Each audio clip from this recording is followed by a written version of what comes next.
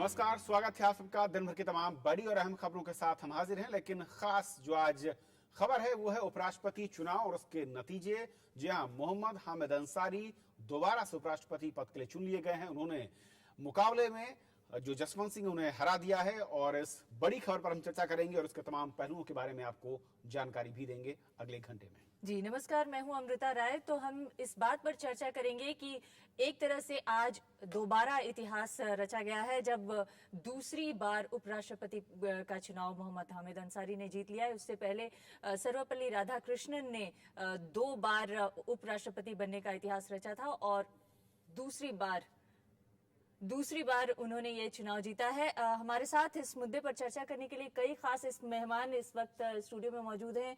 भारत भूषण, आपका स्वागत है, सीनियर जर्नलिस्ट हैं। हमारे वरिष्ठ सहयोगी उर्मिलेश भी हमारे साथ हैं और सरोज नागी भी हमारे साथ हैं।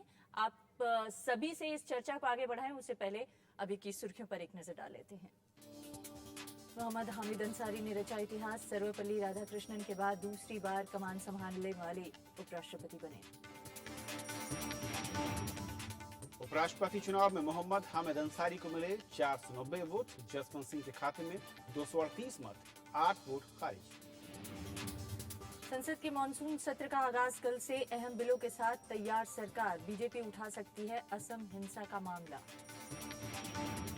उत्तराखंड के बाद मध्य प्रदेश में बाढ़, नर्मदा और बेतवा नदियों में उफान, 20 की गई जान।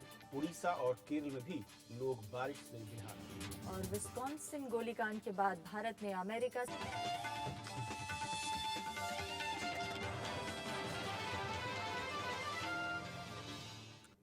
तो उपराष्ट्रपति चुनाव में यूपी उम्मीदवार मोहम्मद हामिद अंसारी की जीत हुई है। एनडीए उम्मीदवार जसवंत सिंह के 238 वोटों के मुकाबले उन्हें दोगुने से भी ज्यादा 490 वोट हासिल हुए। अंसारी के दूसरी बार उपराष्ट्रपति चुने जाने का ऐलान किया। उपराष्ट्रपति का चुनाव लगातार 2 बार जीतकर मोहम्मद हामिद अंसारी ने नया इतिहास रच दिया है। कुल पड़े 726 वोट में से 8 खारिज हुए। बाकी बचे 728 वोटों में से मोहम्मद हामिद अंसारी को 490 वोट मिले, जबकि एनडीए उम्मीदवार जसवंत सिंह को उनके मुकाबले आधे से भी कम यानी 238 वोट मिले। मतगणना के बाद लोकसभा महासचिव और उपराष्ट्रपति चुनाव के निर्वाचन अधिकारी टी.के. विश्वनाथन ने मोहम्मद हामिद अंसारी के विजयी होने की घोषणा की। I would like to inform you that out of the total number of 787 eligible electors, 736 electors exercise the right to vote. 736 electors have exercised the right to vote. As you are aware, in a vice president election, every valid ballot paper represents 1 vote. Out of the total number of 736 votes, 8 votes were held invalid by me and hence rejected.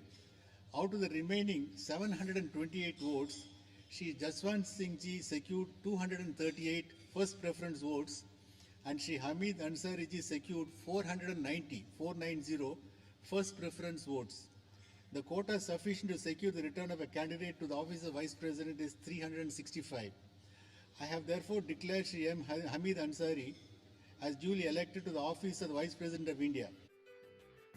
उपराष्ट्रपति चुनाव के लिए मंगलवार सुबह 10 बजे संसद भवन के कमरा नंबर 63 में वोटिंग शुरू हुई। शाम 5 बजे तक वोटिंग चली, फिर 6 बजे मतों की गिनती का काम शुरू हुआ। इस चुनाव में लोकसभा और राज्यसभा के मनोनीत सदस्यों समेत सभी सांसद वोट देते हैं। यूपीए के सभी घटक दलों के अलावा Samajwadi party, BSP, CPM, CPI ने भी मोहम्मद हामिद अंसारी को समर्थन दिया। वहीं जसवंत सिंह को एनडीए के घटक दलों के अलावा एआईएडीएमके का समर्थन हासिल था। बीजेडी, टीडीपी और आरएसपी ने मतदान से अलग रहने का फैसला किया। बीमार चल रहे केंद्रीय मंत्री विलासराव देशमुख समेत यूपीए उम्मीदवार को समर्थन दे रहे दलों के 6 सांसदों ने वोट नहीं दिया। वहीं एनडीए के 2 सांसदों और इतने ही मनोनीत सांसदों ने वोट नहीं डाले। Election was conducted in a free, fair, smooth and orderly manner, and I would like to take this opportunity to thank the candidates and their authorized representatives for their valuable cooperation, which facilitated the smooth conduct of the election process. I would also like to convey my heartiest congratulations to Shri Hamid Ansari ji for the Vice President elect. Doctor Sarvepalli Radhakrishnan के बाद मोहम्मद हामिद अंसारी लगातार दूसरी बार उपराष्ट्रपति पद के लिए चुने गए हैं। ये अपने आप में इतिहास है। Bureau report, Rajya Sabha TV.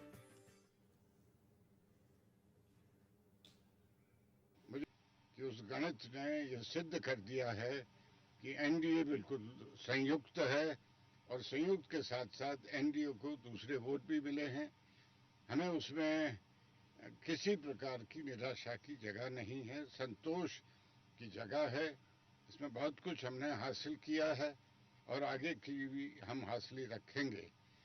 मैंने उनकी विजय पर श्री हमीद अंसारी साहब को बधाई दे दी है और वो 10 तारीख तक तो ऐसे वाइस प्रेसिडेंट हैं। उसके बाद जब वाइस प्रेसिडेंट बनेंगे उनको मैंने बधाई के साथ साथ आश्वासन भी दिया है कि मेरा सहयोग उनको सदैव रहेगा। तो जसवंत सिंह कह रहे थे कि संतोष में सुख है और उन्होंने ये भी कहा कि विजय पर वो बधाई देते हैं मोहम्मद हामिद अंसारी को। और इस वक्त हम आपको सीधे लिए चलते हैं, कुछ ही क्षणों में मोहम्मद हामिद अंसारी प्रेस को संबोधित करने वाले हैं। दूसरी बार उपराष्ट्रपति बनने का उन्हें मौका मिल रहा है और आप देख रहे हैं ये एक एक करके वो लोगों से मिल रहे हैं। और रिटर्निंग ऑफिसर टीके विश्वनाथन से सबसे पहले उन्होंने हाथ मिलाया और इसके बाद आप देख रहे हैं कांग्रेस के वरिष्ठ नेताओं के बीच इस वक्त मोहम्मद हामिद अंसारी खड़े हैं। एक तरफ मोतीलाल वोरा, गिरजा व्यास और कई और बड़े नेता हैं, दूसरी तरफ पवन बंसल और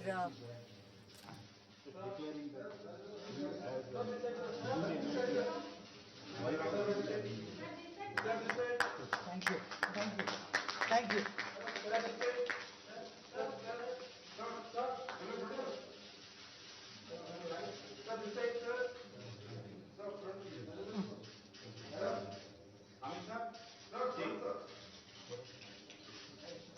बोला था भैया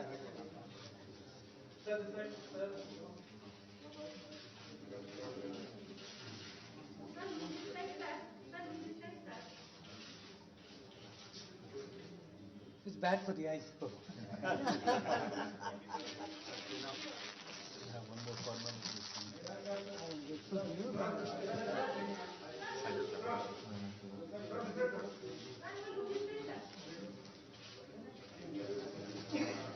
Thank you.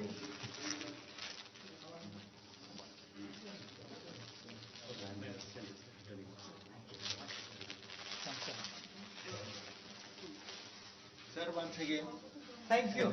Thank you very much. Thank you. Thank you, sir. Thank you. congratulations, sir. Thank you. Once again, sir. Thank you. Thank you. Thank you. Well, I'm delighted with the results. Grateful to the honorable members of parliament to have entrusted this responsibility to me a second time.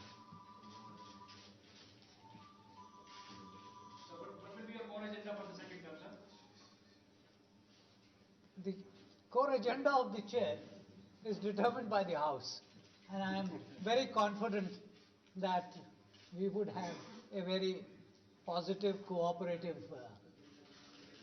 approach to the work that is entrusted to Rajya Sabha. I look forward to discharging my duties as Vice President and as Chairman Rajya Sabha to the best of my abilities, and to work together with the honorable members for the welfare and well-being of all sections of the people of India. Thank you. Victory sign? No. Thank you.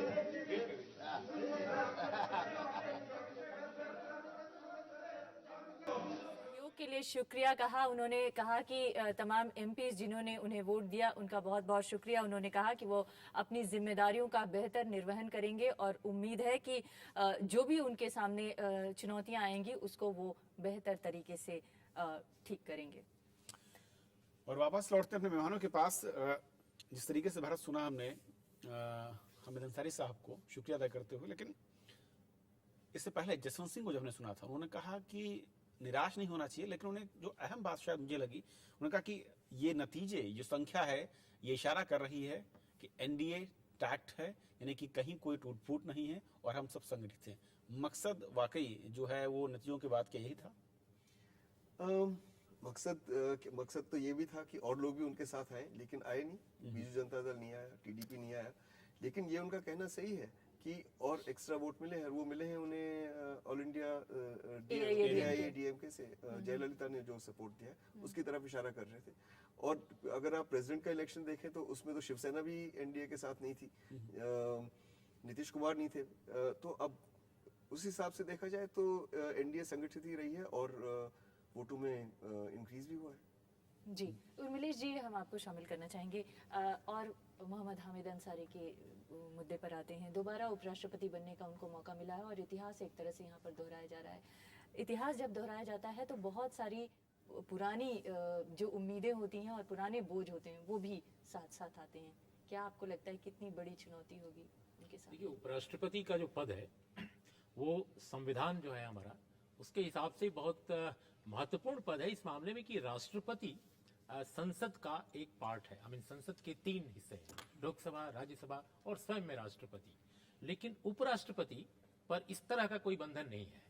उपराष्ट्रपति, इसीलिए संविधान सभा में जब बात हो रही थी उपराष्ट्रपति के पद पर, तो उसको स्टेट अफेयर्स से डायरेक्ट नहीं जोड़ा गया है। उपराष्ट्रपति का जो सबसे अहम काम है वो है राज्यसभा का संचालन, यानी उसका सभापतित्व करना, और ये बहुत अहम काम है। इतना प्रिसाइडिंग ऑफिसर के रूप में उसकी जो भूमिका है वो बहुत महत्वपूर्ण है। तो मुझे ऐसा लगता है कि उपराष्ट्रपति को, जैसे आपने राधाकृष्णन को देखा, शंकर दयाल शर्मा को देखा, बहुत सारे ऐसे उपराष्ट्रपति हैं जिन्होंने स्टेट पॉलिसीज को लेकर independent of state, I mean या स्टेट अफेयर को जो मैनेज करने वाली पार्टियां हैं, जो विचार हैं, उनसे अलग भी बहुत सारे विचार जाहिर किए उपराष्ट्रपतियों ने। तो उपराष्ट्रपति एक तरह से स्टेट की पॉलिसीज पर, सरकार के तौर तरीकों पर एक निष्पक्ष और इंडिपेंडेंट होकर भी अपनी राय जाहिर कर सकता है डिफरेंट सम्मेलनों में, कॉन्फ्रेंसेज में, सेमिनारों में। तो ये उपराष्ट्रपति में एक स्टेट्समैनशिप जो जाहिर करने की या स्थापित करने की एक बहुत बड़ी संभावना या कुवत होती है, जो मैं समझता हूं। और राज्यसभा का जो संचालन है अपने आप में बहुत महत्वपूर्ण है, क्योंकि हमने राज्यसभा को देखा है जिस तरह उसका विकास हुआ है भारत में, आजाद भारत में। वो एक विचारों की रोशनी देने वाला हाउस है, एक ऐसा हाउस जो भले बहुत सारे उसके पास इतने अधिकार नहीं है जैसे लोकसभा के पास हैं, खासकर मनी बिल वगैरह के संदर्भ में, लेकिन वह लोकसभा में बहस जो होती है, लोकसभा से जो चीजें आती हैं या पूरे देश में जो गवर्नेंस के लेवल पर हो रहा है, उस पर एक नई रोशनी देता है। तो विचार का हाउस है, इसलिए मुझे लगता है उपराष्ट्रपति के पास और राज्यसभा के सभापति के पास अपार काम है, अपार संभावनाएं हैं नए चैलेंजेस अपने रोल को आगे बढ़ाने का। सरोज, जैसे कि हामिद अंसारी साहब ने कहा भी कि जो एजेंडा है वो हाउस सेट करेगा। उन्होंने सबसे सहयोग की बात भी कही, उन्होंने कहा कि बेहतर तरीके से आगे चलाने की कोशिश होगी। इससे पहले जब चर्चा कर रहे थे असल में कि क्या जब दूसरी बार कोई पारी हो रही है तो बड़े चैलेंजेस हैं, वो चैलेंजेस भी उनको शायद बेहतर तरीके से पता भी उनको कैसे टैकल करना है, क्योंकि वो वही सांसद होंगे जो पिछले कार्यकाल उनके दौरान होंगे। कुछ जरूर नए होंगे आप संख्या में। हाँ, लेकिन संदर्भ थोड़ा बदल जाता है, क्योंकि हम लोग बात कर रहे थे ना, दूसरी बार उपराष्ट्रपति बने हैं, लेकिन राजेंद्र प्रसाद 2 बार राष्ट्रपति बने थे, इसलिए राधाकृष्णन 2 बार उपराष्ट्रपति बने थे। यहाँ पे वो चीज़ नहीं है, यहाँ ये 2 बार उपराष्ट्रपति बन रहे हैं, लेकिन राष्ट्रपति कोई और बन रहा है दोनों बार। दूसरी चीज़, जो चैलेंजेस की बात आ रही है, वहाँ संदर्भ थोड़ा सा अलग हो जाएगा, क्योंकि ये ध्यान में रखने वाली बात है कि 2014 में लोकसभा के इलेक्शंस होने वाले हैं। हर एक पार्टी ये कोशिश करेगी कि मुश्किल से 1.5 साल या 2.25 साल बचे हैं, तो हर एक पार्टी ये कोशिश करेगी कि पार्लियामेंट में ही एक अखाड़ा बनाया जाए इलेक्शन का, ताकि अपने मुद्दे जो वो जाहिर करना चाहते हैं पार्लियामेंट के थ्रू भी जाहिर करेंगे।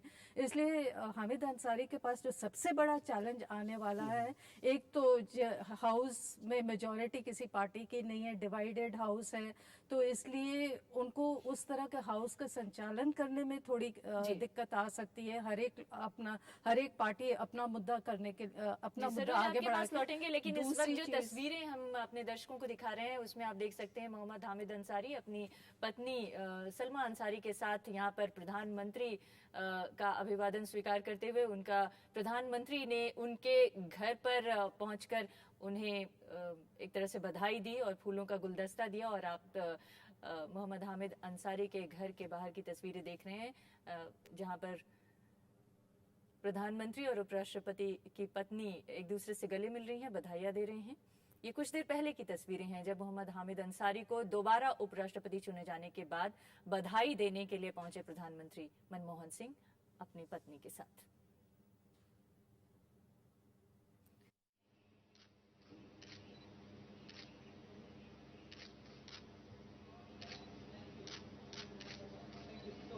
बधाई देने के बाद वापस घर से निकलते हुए प्रधानमंत्री मनमोहन सिंह और उनकी पत्नी, और यहाँ पर उनका अभिवादन, उनका शुक्रिया अदा करते मोहम्मद हामिद अंसारी।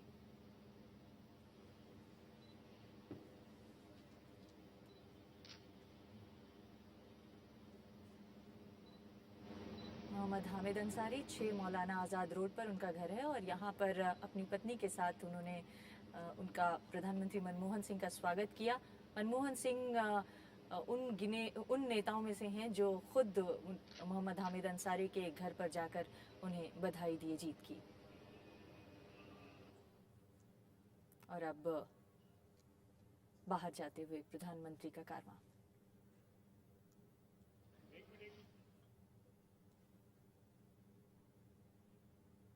ये कुछ देर पहले की तस्वीरें हम आपको दिखा रहे हैं जब जीत की बधाई स्वीकार करते हुए मोहम्मद हामिद अंसारी आए। वहां पर यूपीए और कांग्रेस के तमाम बड़े नेता उन्हें बधाई देने के लिए पहुंचे और उन्होंने मीडिया से भी बातचीत की। उन्होंने कहा कि मैं अपनी तरफ से बेहतर प्रदर्शन करने की कोशिश करूंगा, अपनी जिम्मेदारियों का बेहतर निर्वहन करूंगा, और उन्होंने ये भी कहा कि कोर एजेंडा जो है वो तो पार्लियामेंट ही तय करेगी कि किस तरह से काम करना है।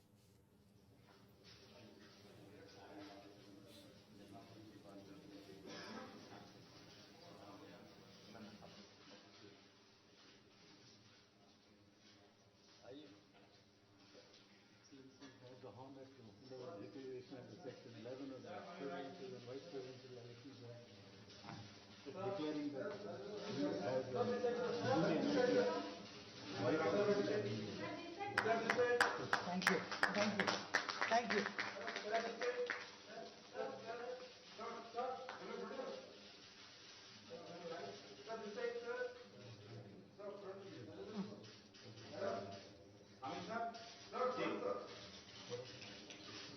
Hi, बोला था भाई।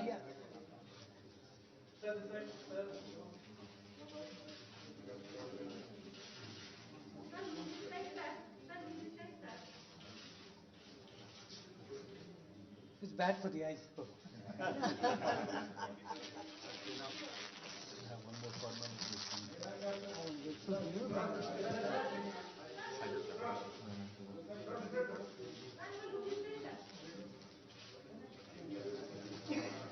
Thank you.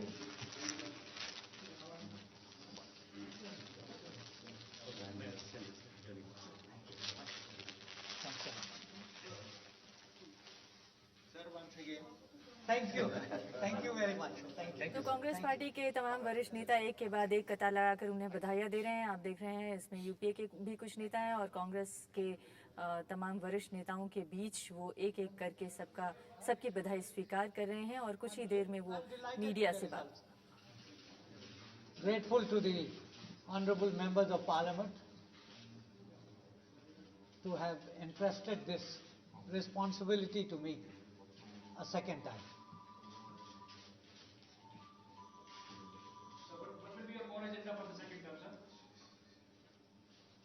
The core agenda of the chair is determined by the House, and I am very confident that we would have a very positive, cooperative approach to the work that is entrusted to Rajya Sabha. I look forward to discharging my duties as Vice President and as Chairman Rajya Sabha to the best of my abilities, and to work together with the honorable members for the welfare and well-being of all sections of the people of India. Thank you. Victory sign. No, no.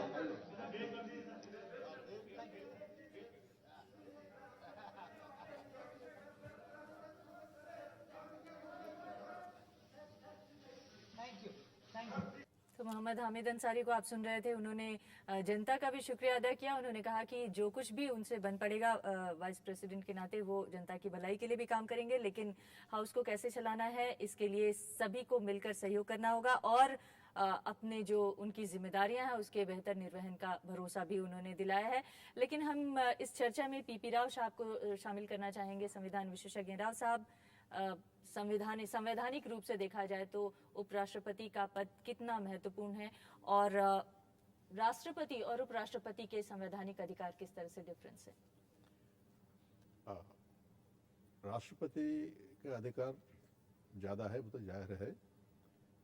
हर एक bill जो parliament में पास होता है वो राष्ट्रपति का अनुमोदन के लिए भेजना पड़ता है उनको। जब तक राष्ट्रपति का हस्ताक्षर न होएंगे नहीं तब तक वो कानून लागू नहीं होता। और राष्ट्रपति को प्रधानमंत्री नियुक्त करने का अधिकार है, लोकसभा को भंग करने का अधिकार है, तो काफी महत्वपूर्ण अधिकार लेकिन है। उपराष्ट्रपति के अधिकार उपराष्ट्रपति ऐसा है, अगर ये सभा चलाने की जो रिस्पॉन्सिबिलिटी है उनको, वो बड़ा मुश्किल काम है। पहले उतना मुश्किल नहीं था शुरू में जब राधाकृष्णन साहब वाइस प्रेसिडेंट थे उस दिनों में, लेकिन आजकल अक्सर हंगामा होता है पार्लियामेंट में, राज्यसभा में। ज़्यादा तो लोकसभा में होता है लेकिन राज्यसभा में तो होना नहीं चाहिए, लेकिन फिर भी होते रहता है। और जब भी कोई विवादित समस्या आ जाता है चर्चा में, उस वक़्त थोड़ा इमोशंस बढ़ जाते हैं लोगों का और सभा का प्रोसीडिंग्स को रोकने को भी प्रयास करते हैं। उसको बहुत टैक्टफुल तरीके से संभालना होता है इसमें। तो यानी कि राज्यसभा के सभापति के रूप में उनकी चुनौतियां ज्यादा बड़ी और महत्वपूर्ण हैं। बहुत difficult day to day problem, जब तक सेशन चलते रहेगा हर दिन उनको ये समस्या को सामना करना है। दूसरी बात यह है, राज्यसभा पार्लियामेंट का एक भाग है, दो हिस्सा है, उसमें एक हिस्सा है। तीसरा हिस्सा है पार्लियामेंट का, वो प्रेसिडेंट है।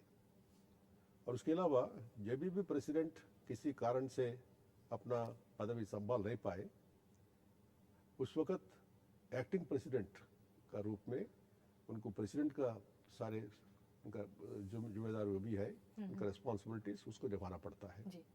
और दूसरी बात यह है, लोकसभा से देखने के तो लोकसभा में हर बिल पास करने का अधिकार है। राज्यसभा में मनी बिल्स करके होता है जी, इसमें पैसा ड्रा करने का, उसके बारे में राज्यसभा का पावर बहुत कम है। जी सरोज, हम आपको इस चर्चा में शामिल करना चाहेंगे। ये जो एक्टिंग प्रेसिडेंट के बारे में अभी पीपी राव साहब चर्चा कर रहे थे, इससे पहले कोई ऐसा उदाहरण जिसने एक्टिंग प्रेसिडेंट रहते हुए कोई बेहद महत्वपूर्ण काम किया? मेरे ख्याल से एक्टिंग प्रेसिडेंट यहाँ पे तब बने हैं, एक तो नॉर्मल कोर्स में होता है, यदि प्रेसिडेंट देश के बाहर गया है तो उपराष्ट्रपति एक्टिंग प्रेसिडेंट करता है। और ये दूसरा जो इंस्टेंस हम लोगों को मिला है, वो जब इन ऑफिस प्रेसिडेंट की डिमाइस हो जाती है या खाली हो जाता है वो पोस्ट, तब एक्टिंग प्रेसिडेंट के हिसाब से वाइस प्रेसिडेंट काम करता है।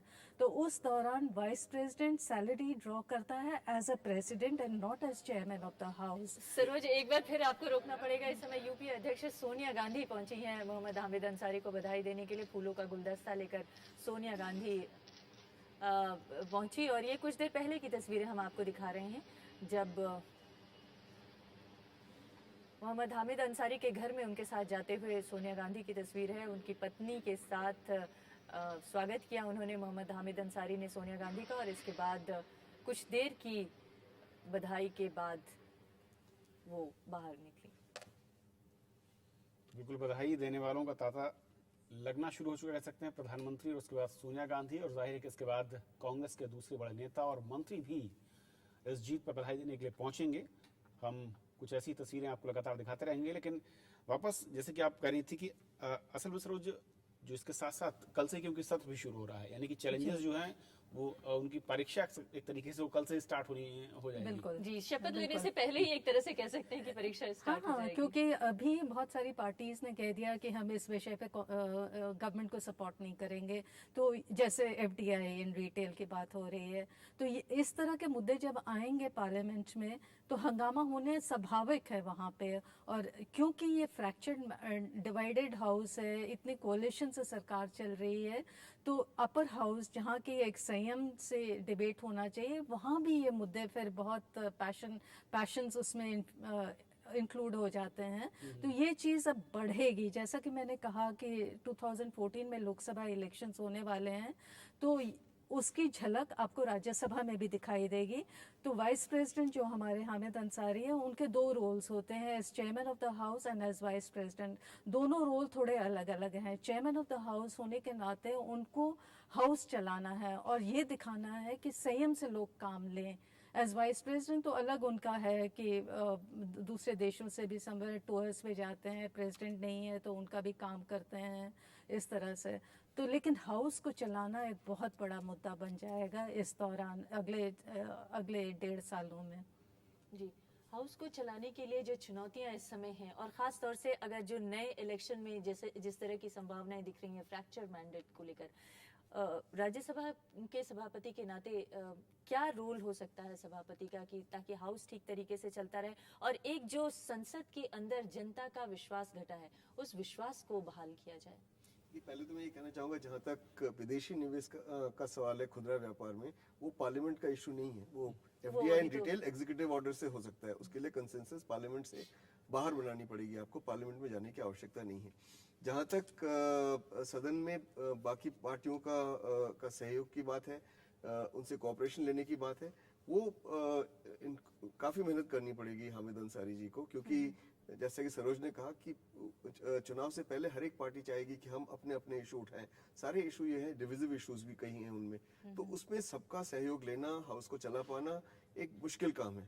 ये कहना कि वो 5 साल रह चुके हैं इसलिए अब आसान हो जाएगा, मुझे नहीं लगता कि आसान होगा। मुझे लगता है मुश्किलें बढ़ेंगी, लेकिन उनको पिछले 5 साल में जो उन्होंने रिश्ते बनाए हैं और पॉलिटिकल पार्टीज के साथ, उनके नेताओं के साथ, शायद वो कुछ काम में आए, लेकिन ये काम आसान नहीं होने वाला है। चलिए, यानी कि काम आसान नहीं, और सत्र की शुरुआत कल से होने जा रही है और ऐसे में अहम है कि किस तरीके से इस नई भूमिका के साथ जो कि दोबारा उन्हें मिली है उसे किस तरीके से निर्वहन करते हैं। वापस लौटेंगे, चर्चा को आगे बढ़ाएंगे, कुछ अहम खबरें भी होंगी इसी से जुड़ी हुई। बस आप रहिए हमारे साथ ब्रेक के उस पार।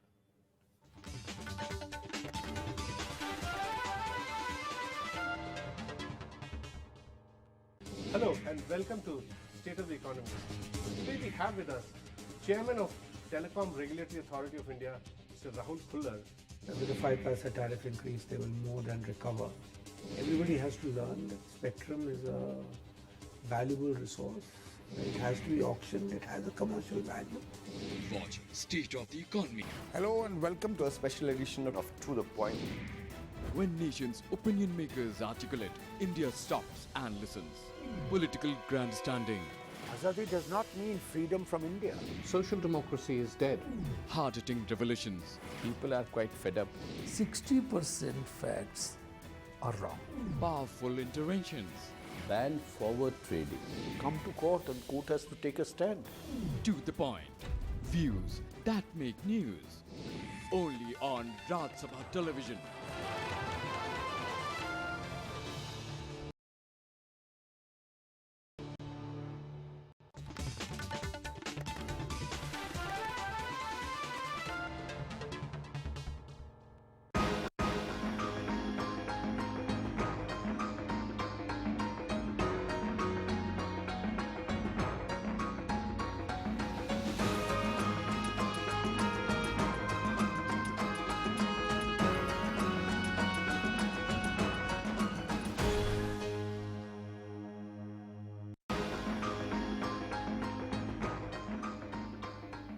ब्रेक के बाद आपका फिर से स्वागत है और आगे बढ़ने से पहले एक नजर इस वक्त की हेडलाइंस पर। मोहम्मद हामिद अंसारी ने रचा इतिहास, सर्वपल्ली राधाकृष्णन के बाद दूसरी बार कमान संभालने वाले उपराष्ट्रपति बने। उपराष्ट्रपति चुनाव में मोहम्मद हामिद अंसारी को मिले 490 वोट, जसवंत सिंह के खाते में 238 मत, 8 वोट खारिज। संसद के मानसून सत्र का आगाज कल से। अहम बिलों के साथ तैयार सरकार। बीजेपी उठा सकती है असम हिंसा का मामला। उत्तराखंड के बाद मध्य प्रदेश में बाढ़, नर्मदा और बेतवा नदियों में उफान, 20 की गई जान। उड़ीसा और केरल में भी लोग बारिश से बेहाल। और विस्कॉन्सिन गोलीकांड के बाद भारत ने अमेरिका से की अपने नागरिकों की सुरक्षा की मांग। ओबामा ने कहा आत्मचिंतन की जरूरत।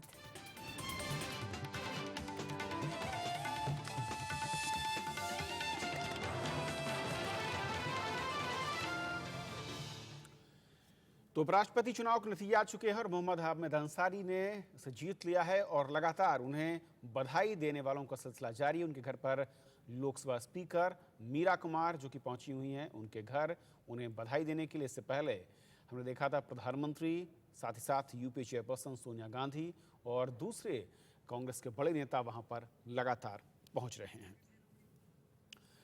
उपराष्ट्रपति चुनाव के लिए अगर हम देखें तो आज सुबह से ही तमाम दलों के सांसद वोट डालने के लिए संसद भवन पहुंचे।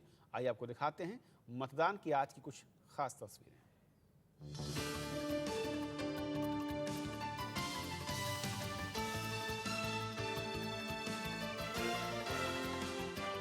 उपराष्ट्रपति चुनाव के लिए सुबह 9:30 बजे से ही सदस्यों का संसद पहुंचना शुरू हो गया। केंद्रीय मंत्रियों समेत तमाम नए पुराने सांसद बाकायदा लाइन में लगकर वोटिंग के लिए अपनी बारी का इंतजार करते दिखे। जयराम रमेश, गिरिजा व्यास, मनीष तिवारी और तृणमूल कांग्रेस के नेता कल्याण बनर्जी सबसे पहले वोट डालने वालों में शामिल रहे। वोटिंग शुरू होने के करीब आधे घंटे बाद प्रधानमंत्री मनमोहन सिंह, यूपीए अध्यक्ष सोनिया गांधी और राहुल गांधी वोट डालने पहुंचे। कल शाम ही यूपी उम्मीदवार मोहम्मद हामिद अंसारी की उम्मीदवारी का समर्थन का फैसला करने वाले तृणमूल कांग्रेस के सांसद डेरेक ओब्रायन और रेल मंत्री मुकुल रॉय ने करीब 11:15 बजे वोट डाला। यूपीए की एक और सहयोगी दल एनसीपी के अध्यक्ष शरद पवार अपनी बेटी सुप्रिया सुले के साथ वोट डालने पहुंचे। इसके अलावा बीएसपी सुप्रीमो मायावती और समाजवादी पार्टी के अध्यक्ष मुलायम सिंह यादव भी अपना वोट देने संसद पहुंचे। वोटिंग को लेकर सदस्यों के उत्साह पर कांग्रेस नेता गिरिजा व्यास ने खुशी जाहिर की है। कि आप देख रहे हैं कि 9:30 बजे से तो क्यों लग गई और अभी लोगों को लग रहा है जो दूर दराज आने वाले भी हैं तो वो फर्स्ट फ्लाइट पकड़ करके 1-2 लोग रह गए, अन्यथा सभी लोग एक दिन पहले ही आ चुके हैं। एक दिन पूर्व आकर के उन्होंने इस बात को किया है कि हमें देश का उपराष्ट्रपति चुनना है। भारतीय जनता पार्टी के वरिष्ठ नेता लालकृष्ण आडवाणी, लोकसभा में नेता प्रतिपक्ष सुषमा स्वराज और एनडीए संयोजक शरद यादव भी एक साथ संसद वोट डालने पहुंचे। एनडीए की तरफ से उपराष्ट्रपति पद के उम्मीदवार जसवंत सिंह ने भी बतौर सांसद लाइन में लगकर वोट दिया। याद रखिए, महाभारत किसका था? कौरवों और पांडवों का युद्ध था। पांडव कितने थे? पांडव कितने थे और कौरव कितने थे? जीत किसकी हुई? इन सबके अलावा सबकी नजरें हाल ही में राज्यसभा के लिए मनोनीत हुए सचिन तेंदुलकर और रेखा पर थी। सचिन और रेखा ने दोपहर 3 बजे अपना वोट डाला। Bureau report, Rajya Sabha TV. तो वापस लौटते हैं अपनी चर्चा में। बीबी राव साहब, एक जो सवाल आज खड़ा हो रहा था बार बार, उसके बारे में फिर से चाहें कि एक सही तस्वीर आप पेश कर पाएं अगर, कि जो कुछ पार्टियां हैं जो अब्सटेन करती हैं उसको लेकर एक दुविधा है आम जनता के बीच में और हम सब के बीच में भी, कि असल में अगर राष्ट्रपति उपराष्ट्रपति पद के चुनाव को लेकर कोई पार्टी अब्सटेन होती है या इसका वो एक फैसला करती है तो क्या वो चुनाव आयोग की जो एक धाराएं हैं उसके दायरे में वो आते हैं या फिर इससे अलग है, उनके पास ये अधिकार है कि वो चुनाव में हिस्सा लें या फिर ना लें? बताइए। जिस तरीके से अगर आज की हम बात करें, आज 4 पार्टियों ने मतदान में हिस्सा नहीं लिया। इसको लेकर भी कई लोगों के ऑब्जेक्शंस थे कि जो पार्टियां या फिर जो सांसद एक बड़े जनता के प्रतिनिधित्व के तौर पर आते हैं उन्हें इस तरह के अधिकार वाकई हैं क्या? क्या वो इस तरह के पदों के लिए जो चुनाव है, मतदान है, उसका बहिष्कार कर सकें या उसमें शामिल न होने का फैसला लें? हाँ, मेरे ख्याल में ये तो सही कदम नहीं है। ये तो बहुत कीमती हक है वोटिंग करना, और हक ही नहीं है, ये तो रिस्पॉन्सिबिलिटी, ड्यूटी भी बनता है, फ़र्ज़ बनता है। तो ऐसे मौके पे वोट नहीं देना और रहना, पार्लियामेंट से बाहर रहना, वो तो ठीक नहीं है। लेकिन वो तो कर सकते हैं, किसी को मजबूरी नहीं कर सकते जाके वोट देना करके, ऐसा तो कंपल्सन तो नहीं है। फिर भी जनता की दृष्टि में ये सही कदम नहीं होगा। और संवैधानिक अगर हम इसमें कहें कि जो एक रास्ता है वो क्या कहता है? संवैधानिक तो इसके बारे में तो साइलेंट है, यानी ग्रे एरिया यहाँ पर। हाँ, तो ग्रे एरिया है ये, इसमें साइलेंट नहीं, कोई सैंक्शन नहीं है। अगर कोई वोट नहीं देता है, बहिष्कार करता है, कोई सज़ा नहीं है। तो लेकिन इसका प्रॉपर्टी की बात होती है इसमें, और अपना रिस्पॉन्सिबिलिटी की बात होती है, ड्यूटी का बात होती है। तो ये हर एक व्यक्ति का ये तो रिस्पॉन्सिबिलिटी होता है जाके वोट डालना। तो जैसा अपन आम चुनाव के ऊपर जैसा हर वोटर को एक हक होता है जाके वोट दे या ना दे, तो ऐसी परिस्थिति है ये। लेकिन क्या जब पार्टियां तय कर लेती हैं कि हमें वोट में शामिल नहीं होना है, तो क्या फिर भी उनका सांसद जाके वोट डाल सकता है? क्योंकि विप तो कोई जारी होता नहीं है। डाल सकता है, इसमें तो विप तो जारी नहीं होगा, वो तो डाल सकते हैं जी। ब्रिज ओके, क्योंकि आज भी संख्या काफ़ी ज़्यादा थी, करीब जो मोटा मोटा आंकड़ा है वो करीब 35 के ऊपर पहुंच गया था, जो कि अब्सटेन थे लोग, और इसलिए बार बार सवाल उठ रहा था। और उससे पहले जो एक्सपर्ट उन्होंने कहा कि वाकई जब हम आम जनता को कहते हैं कि आप मतदान में बड़ी संख्या में हिस्सा लीजिए, तो आप किसी बड़े रीज़न के बिना आप कैसे अब्सटेन हो सकते हैं? नहीं, जैसे राव साहब ने कहा, वो संविधान के जानकार हैं। संविधान में ऐसी कोई व्यवस्था नहीं है कि कोई अब्सटेन कर रहा हो तो उसको कोई दंडित कर दे या उसको कोई कहे कि गलत है।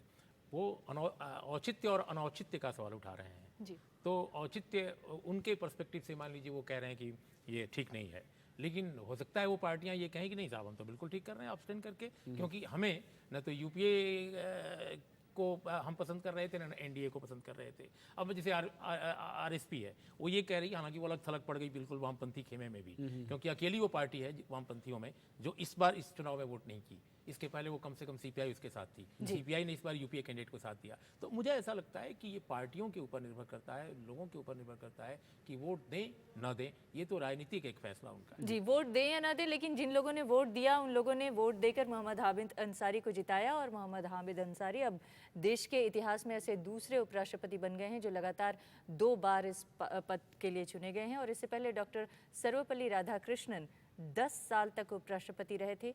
संयोग है कि दोनों ही शिक्षा के क्षेत्र में अपने योगदान के लिए जाने जाते हैं।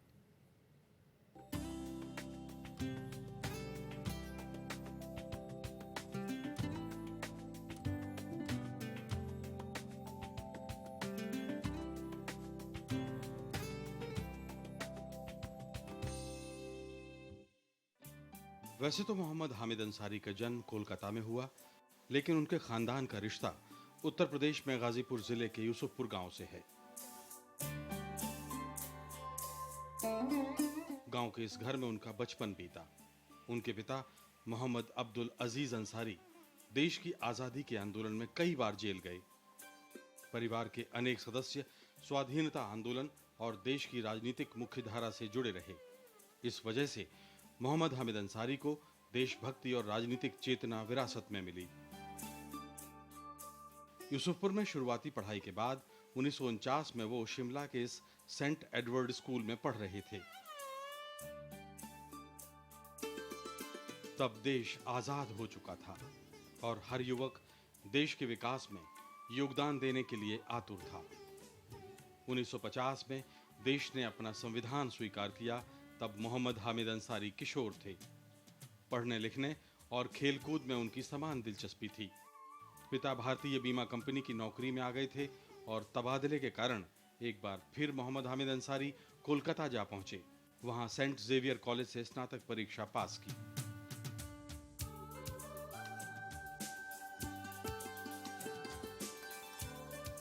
बाद में अलीगढ़ मुस्लिम विश्वविद्यालय से राजनीति विज्ञान में उन्होंने एमए किया।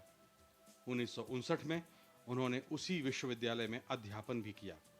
1961 में भारतीय विदेश सेवा के साथ उनका रिश्ता बना। मध्य पूर्व के अनेक देशों के भारतीय मिशनों में उन्होंने काम किया। भारतीय राजदूत के तौर पर हर देश में मोहम्मद हामिद अंसारी ने अपनी छाप छोड़ी। 1980 से 1985 तक वो भारत सरकार के प्रोटोकॉल प्रमुख रहे।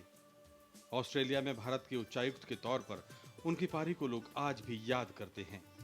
इसके अलावा संयुक्त राष्ट्र में उन्होंने स्थायी प्रतिनिधि के रूप में अनेक अवसरों पर भारत का पक्ष मजबूती से रखा। लेकिन मोहम्मद हामिद अंसारी की एक चमकदार पारी रही अलीगढ़ मुस्लिम विश्वविद्यालय के कुलपति के रूप में।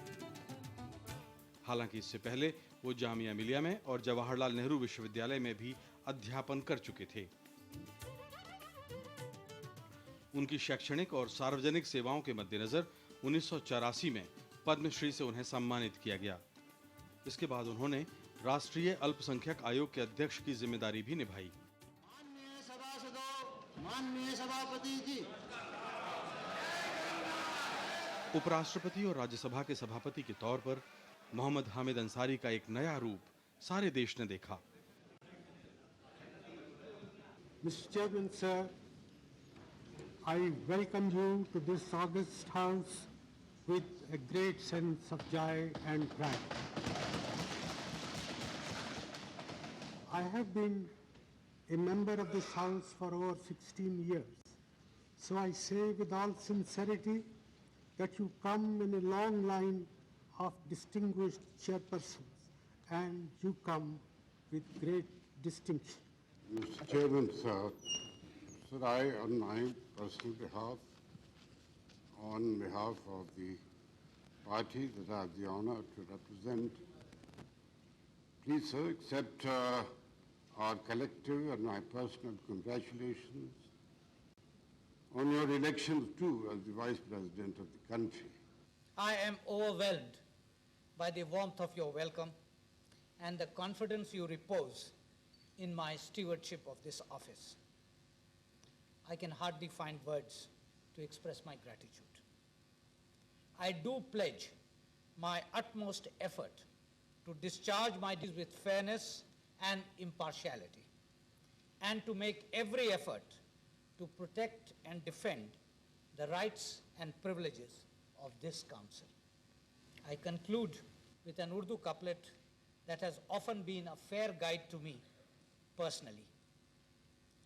जुस्तजू है जिंदगी, ज़ौक़े तलब है जिंदगी, जिंदगी का राज लेकिन दूर ये मंजिल में है. I thank you once again for the welcome extended to me. सदन में सदस्यों की भागीदारी जीवंत हुई। शून्यकाल के दौरान हर सदस्य के लिए 3 मिनट का वक्त तय किया गया। तारांकित प्रश्नों का दुरुपयोग रोकने के लिए नियमों में संशोधन किया गया। मोहम्मद हामिद अंसारी की कार्यशैली के कायल उनके आलोचक भी हैं। उपराष्ट्रपति के तौर पर उनका पहला कार्यकाल लोकतांत्रिक परंपराओं को आगे बढ़ाने वाला रहा। संसद से आम आदमी का रिश्ता और मजबूत बनाने के लिए उनके प्रयास हमेशा याद किए जाएंगे। उनकी यात्राओं ने देश का सम्मान बढ़ाया है। विदेशों में भारत की छवि एक आधुनिक सोच के साथ बढ़ते देश की बनी है। उपराष्ट्रपति के तौर पर उनका दूसरा कार्यकाल शुरू हो रहा है और ये सर्वपल्ली एस राधाकृष्णन की याद दिलाता है, जिनके शैक्षणिक ज्ञान और प्रतिभा का सारा संसार सम्मान करता था।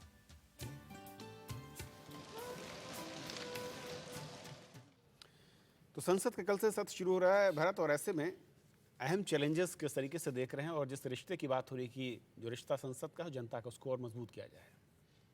देखिए, अंसारी जी ने खुद ही कहा कि पूरा एजेंडा हाउस डिसाइड करता है। वो तो प्रिजाइडिंग ऑफिसर हैं, तो ये तो हमारे जो मेंबर्स है पार्लियामेंट के, उनको देखना पड़ेगा जो वो कह रहे हैं और जो वो कर रहे हैं उसमें पब्लिक इंटरेस्ट नहीं है कि नहीं है जी। कि बिल्कुल उनका एजेंडा कुछ और है, जनता का एजेंडा कुछ और है। इसमें उनका कोई बहुत मैं खास रोल नहीं देखता, वो खाली गाइड कर सकते हैं।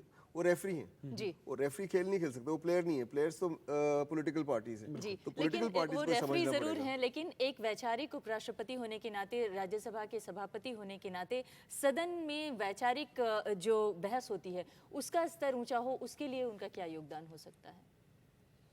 नहीं, जैसे देखो, राज्यसभा के सभापति के रूप में या प्रिसाइडिंग ऑफिसर के रूप में जो उन्होंने स्वयं कहा भी कि हाउस वो करेगा तय, और बात सही है। तो हाउस से ही ताकत लेता है कोई भी प्रिसाइडिंग ऑफिसर, उसकी जो शक्तियां हैं वो हाउस से निकलती हैं। लेकिन इसके बावजूद मैं भारत की बात में जोड़ना चाहूँगा कि इसके बावजूद जो बहुत क्रिएटिव ढंग के लोग हैं, बहुत इनोवेटिव या बहुत ज़्यादा सबको मिलाकर चलने वाले और उसमें से एक सही रास्ता खोज लेने वाले ऐसे स्पीकर्स, ऐसे प्रिसाइडिंग ऑफिसर, ऐसे सभापतियों को भी हम लोगों ने देखा है। और मुझे लगता है कि वो सबसे बेहतर चीज़ होती है कि हाउस का मूड प्लस लोगों का व्यापक समर्थन, पक्ष विपक्ष दोनों का, वो कैसे ले और कैसे इंटरवीन करे सही समय पर, तो वो प्रिसाइडिंग ऑफिसर की एक बड़ी भूमिका हो सकती है। और वो तो मैं समझता हूँ कि उपराष्ट्रपति जी ने विनम्रता दर्शाई ये कहकर कि हाउस ही सब कुछ तय करता है। सच ये है कि हाउस के साथ साथ जो प्रिसाइडिंग ऑफिसर है उसका इनिशिएटिव भी कई मामलों में बहुत महत्वपूर्ण होता है। सरोज, वक्त की कमी क्योंकि आप कुछ जोड़ना चाहेंगे जो कि इसमें जोड़ना ये चाहूँगी कि उपराष्ट्रपति या प्रिसाइडिंग ऑफिसर जो है उसका रोल हाउस के अंदर जितना महत्वपूर्ण है उससे ज़्यादा महत्वपूर्ण है कि पीछे वो क्या करते हैं, क्योंकि कई बार हाउस में इतना हंगामा होता है, फिर वो सबको अपने चेम्बर्स में बुलाते हैं, आधी बातें वहाँ सुलझती हैं और फिर सबको बिठा के बात करते हैं और फिर हाउस दोबारा रिकन्वीन होता है, तो आप देखेंगे अचानक फिर हाउस ठीक से चलने लगता है। तो इसलिए हाउस के अंदर जितना महत्वपूर्ण है उतना हाउस के पीछे जो वो करते हैं वो बहुत जो आज उनको तमाम सांसदों का सपोर्ट मिला है, कम से कम 490 सांसदों ने उन्हें वोट दिया है, तो एक तरह से एकजुटता सांसदों की तरफ से दिखाई गई है। क्या इसका फायदा वो उठा पाएंगे जब हाउस चलाना होगा? नहीं, मेरे ख्याल से ऐसा तो इतना हम लोग स्ट्रेच नहीं कर पाएंगे, क्योंकि इसी उपराष्ट्रपति को पिछली बार वो 55 वोट्स मिले थे। अभी इजाफा हुआ है क्योंकि कुछ और पार्टीज इनके लिए वोट किया था। यहाँ पे आप देखेंगे कि जितने उपराष्ट्रपति के चुनाव में मैक्सिमम वोट्स जो मिले हैं KR नारायणन को मिले थे। 711 वोट पड़े थे, उसमें 700 उनको मिले, एक उनके ओपोनेंट को मिले जो कि नॉन कॉन्टेस्ट ही था एक तरह से, और 10 वोट्स इनवैलिड थे उस टाइम। तो मैक्सिमम वोट उसी टाइम पड़े थे। मैं एक बात और जोड़ दूं कि जिनके वोट इनको नहीं मिले उनका भी उनको भरपूर समर्थन चाहिए, और वो उनकी नज़र में उतने ही महत्वपूर्ण सदस्य हैं सदन के जितने उनको वोट देने वाले। बिल्कुल, क्योंकि इलेक्शन के बाद वो चेयरमैन ऑफ द हाउस बन जाते हैं, बिल्कुल। ऐसा नहीं कि एक घटक के चेयरमैन। वक्त की कमी इसलिए रोकना चाहूंगा आपको। अब सभी मेहमानों का बहुत बहुत शुक्रिया इस चर्चा में शामिल रहने के लिए, बने रहने के लिए। और अब कुछ अहम खबरों की बात। संसद का मानसून सत्र कल यानी बुधवार से शुरू हो रहा है। इस सत्र में जहां सरकार कई अहम बिलों को पास कराना चाहेगी, तो वहीं विपक्ष ने साफ कर दिया है कि वो कुछ मुद्दों को लेकर खासतौर पर असम के हालात के अलावा आर्थिक मसलों पर सरकार से जवाब मांगने के मूड में है। राज्यसभा में 8 अगस्त को निरंजन वर्मा, रतन टामा, दीपांकर मुखर्जी, दारा सिंह, बाल आप्टे और चौधरी हरिमोहन सिंह जैसे पूर्व राज्यसभा सदस्यों के साथ विख्यात स्वतंत्रता सेनानी कैप्टन लक्ष्मी सहगल और सुपरस्टार राजेश खन्ना को श्रद्धांजलि दी जाएगी। इनका निधन हाल ही में हुआ है।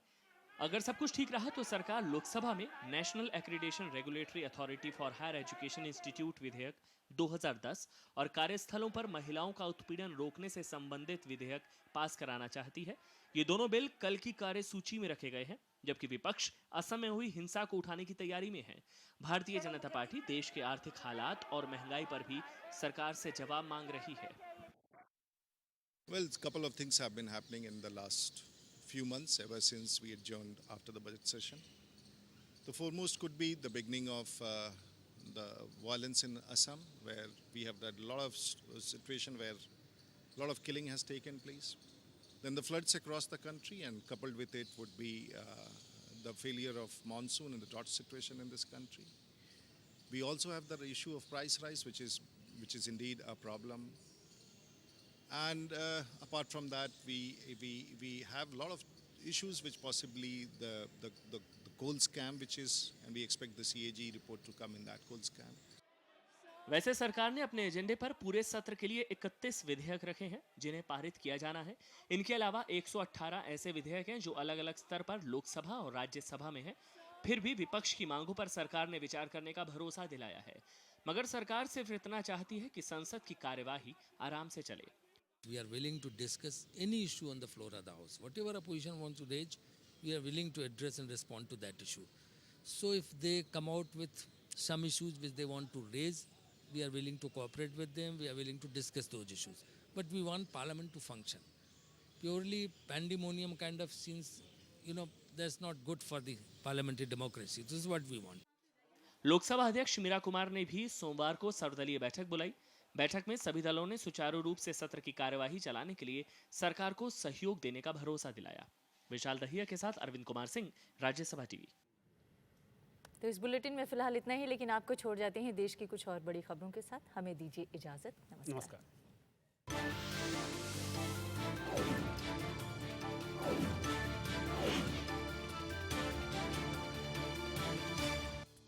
केंद्रीय मंत्री विलासराव देशमुख की हालत गंभीर बनी हुई है। सोमवार को उनकी तबीयत अचानक बिगड़ गई थी, जिसके बाद एयर एम्बुलेंस से उन्हें मुंबई से चेन्नई लाया गया और सुपर स्पेशलिटी अस्पताल में भर्ती कराया गया। डॉक्टरों के मुताबिक उन्हें लाइफ सपोर्ट सिस्टम पर रखा गया है। वो किडनी और लीवर की बीमारी से पीड़ित हैं और उनके लीवर ट्रांसप्लांट पर विचार किया जा रहा है। एयर होस्टेस गीतिका शर्मा की खुदकुशी के मामले में हरियाणा के पूर्व मंत्री गोपाल कांडा पर शिकंजा कस सकता है। उन पर गीतिका शर्मा को खुदकुशी के लिए उकसाने का आरोप है। गीतिका के भाई अंकित शर्मा ने गोपाल कांडा को गिरफ्तार करने और इस मामले में सीबीआई जांच कराने की मांग की है। हालांकि गोपाल कांडा ने उन पर लगाए आरोपों को बेबुनियाद बताया है। गोपाल गोयल कांडा की गिरफ्तारी चाहता हूँ मैं। अगर वो गिरफ्तार नहीं है तो मेरी माँ रो रो के मर जाएगी। असम में हुई हिंसा की सीबीआई जांच होगी। मुख्यमंत्री तरुण गोगोई ने इस बारे में सीबीआई को सिफारिश भेज दी है। असम में 19 जुलाई से शुरू हुई हिंसा में अब तक 73 लोगों की मौत हो चुकी है। बोडो बहुल कोकराझार, चिरांग और धुबरी जिले में इसकी शुरुआत हुई थी, जिसके बाद सेना और अर्धसैनिक बलों को तैनात किया गया था। वहां से फिर ताजा हिंसा और आगजनी की खबरें हैं। छत्तीसगढ़ के दंतेवाड़ा जिले में नक्सली विस्फोट में 2 जवानों की मौत हो गई। सीआरपीएफ शिविर के लिए राशन ले जाते हुए टाटा 407 को वासुगुड़ा के नजदीक नक्सलियों ने विस्फोट कर उड़ा दिया, जिसकी वजह से 2 कोबरा कमांडो की मौके पर ही मौत हो गई। सोमवार को भी दंतेवाड़ा में ही बारूदी सुरंग विस्फोट कर एक गाड़ी को उड़ा दिया गया था, जिसमें एक जवान की मौत हो गई थी। उत्तर प्रदेश के लखनऊ में बहुजन समाज पार्टी ने राज्य सरकार के खिलाफ प्रदर्शन किया। बीएसपी लखनऊ के doctor Bhimrao Ambedkar green park का नाम बदलने का विरोध कर रही है। राज्य सरकार ने इस पार्क का नाम समाजवादी नेता जनेश्वर मिश्रा के नाम पर रखने का फैसला किया है। गोरखपुर में इंसेफेलाइटिस से 2 और बच्चों की मौत हो गई है और इसके साथ ही इस साल इस बीमारी से मरने वालों की तादाद 159 हो गई है। पिछले 24 घंटों में 29 नए मरीजों को गोरखपुर के बीआरडी मेडिकल कॉलेज में भर्ती कराया गया है। स्वास्थ्य विभाग के मुताबिक इस साल अभी तक 838 इंसेफेलाइटिस से पीड़ित मरीजों को अस्पताल ले जाया गया है। केरल के कोझिकोड और कन्नूर जिले में हुई मूसलाधार बारिश से बाढ़ आ गई है। पहाड़ी इलाकों में हुई बारिश और भूस्खलन से भारी तबाही हुई है। बड़ी तादाद में पेड़ उखड़ गए और घरों को नुकसान पहुंचा है। 2 शव मिलने से मरने वालों की तादाद 5 हो गई है। 3 लोग लापता बताए जा रहे हैं। राज्य सरकार ने नौसेना से मदद मांगी है।